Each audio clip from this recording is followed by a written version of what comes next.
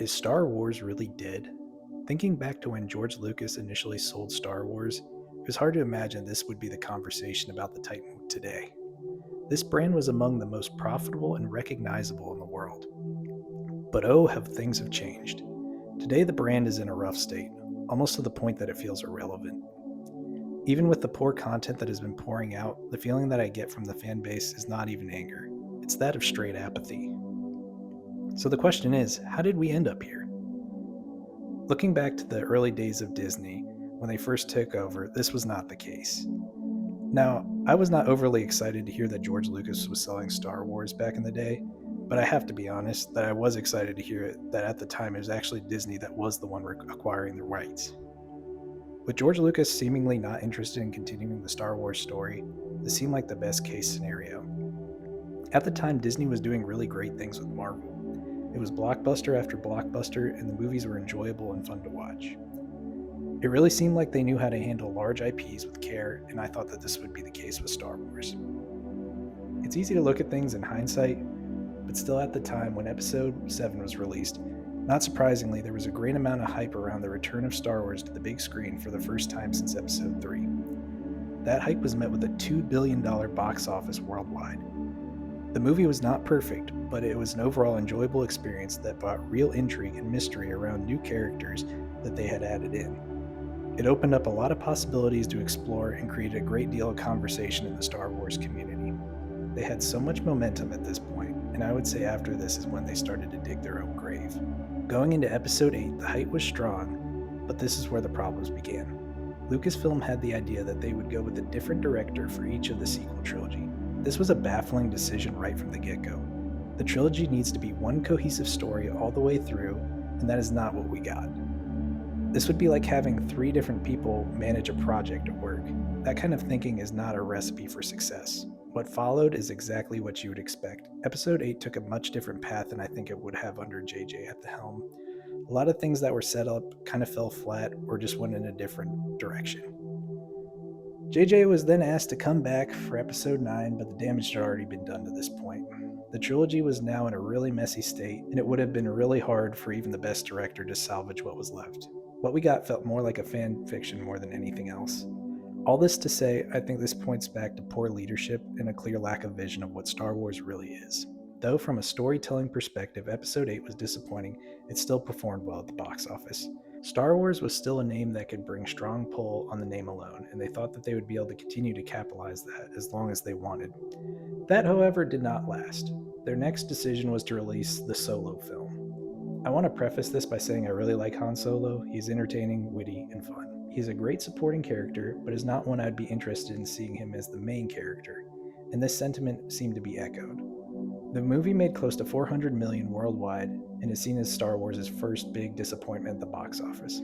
To add insult to injury, I think they were counting their chickens on this one while the movie was being made. They were already in conversations about making a Lando movie as well. And well, that clearly never saw the light of day. It really felt like it was all downhill from here, as what followed were only mediocre projects, and even the ones that had hype surrounding them were met with the poor writing and storytelling. This was seen in projects like Obi-Wan, which was a highly anticipated return but fell flat. Comparatively to other projects, Obi-Wan received a much more modest budget at just $90 million. This project had such high potential but was not handled with care. In a similar ilk, we had the Book of Boba Fett, another legendary character in the community that really just felt like a shell of himself. I was not really even sure what I was watching. I mean, Vespas? What are we doing here? I think this really points back to the core issue that Star Wars has lost its identity. These projects and shows feel like all the same stuff that Disney makes, but with just a Star Wars skin on it. This is an issue that began with Marvel, and Star Wars is now feeling the effects as well. These generic cookie-cutter stories lacking passion and love for the projects. This really feels like a boardroom coming together and making a movie rather than real artists would. And at the end of the day, this is what Star Wars needs to get back to being: art. The Star Wars flavor that George Lucas brought to the franchise has not been seen in quite some time, and is sorely missed. This was not the end of the IP's pain, as the poor decisions continued.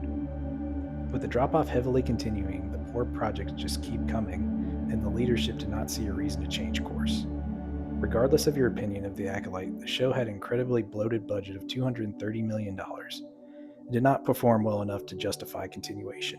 On top of this, it was surrounded by controversy for many different reasons and was really just a magnet for all that had gone wrong in Star Wars to this point. This really seemed to be the boiling point, though, and was the project I think that broke the Star Wars fan base. Now, the conversation about Star Wars seems to be dwindling more and more. Star Wars related videos do not seem to attract as much attention, merchandise does not sell like it used to, and there is no emotion about it at all. It feels as though it has devolved into straight apathy. I think that it showed most with their recent title, The Mandalorian Grogu. The movie flopped hard with the $600 million budget, and only making $340 million at the time of this video. There was no anger or outrage. There was really nothing to be said about the movie, and I think it was described pretty well. It was just a standard couple of episodes of the show, and that's it. Star Wars honestly never felt more irrelevant than it is now. Though Star Wars seemingly has fallen by the wayside, I do not truly believe that it's dead. I would say it's more of a dormant state than anything. When Andor released, this was met with praise from critics and fans, which really is a rare situation that they both are on the same page. The show was well written and delivered a compelling story. It was a passion project and it clearly showed. Admittedly, though the show reviewed well, I do not think it met the level of viewing success that one would like. And this points to that shows that are most relevant are when they circle around Jedi and Sith. Like it or not, they are the attention getters. Speaking of Sith, oh boy, did they deliver big time on that. The recent release of Maul was spectacular. This is the type of content and storytelling that they need to be looking at. It had great action, the characters were compelling, and kept me on the edge of my seat from start to finish. There was some real excitement around this show, and it really scratched the Star Wars itch that I've been needing. There was a feeling of buzz in the community about this show, and it was for the right reasons. Keeping the ball rolling, outside of the movies and television, we saw life from Battlefront 2 of all things. If you want to talk about things that we thought were dead, it was this game. However, the Star Wars community came roaring back with a vengeance for this game, reaching new concurrent player count records on Steam of 122,000 players. There is still an appetite for Star Wars, and the fans desperately want to be able to enjoy it. They just need to be given something, really anything, to be excited about.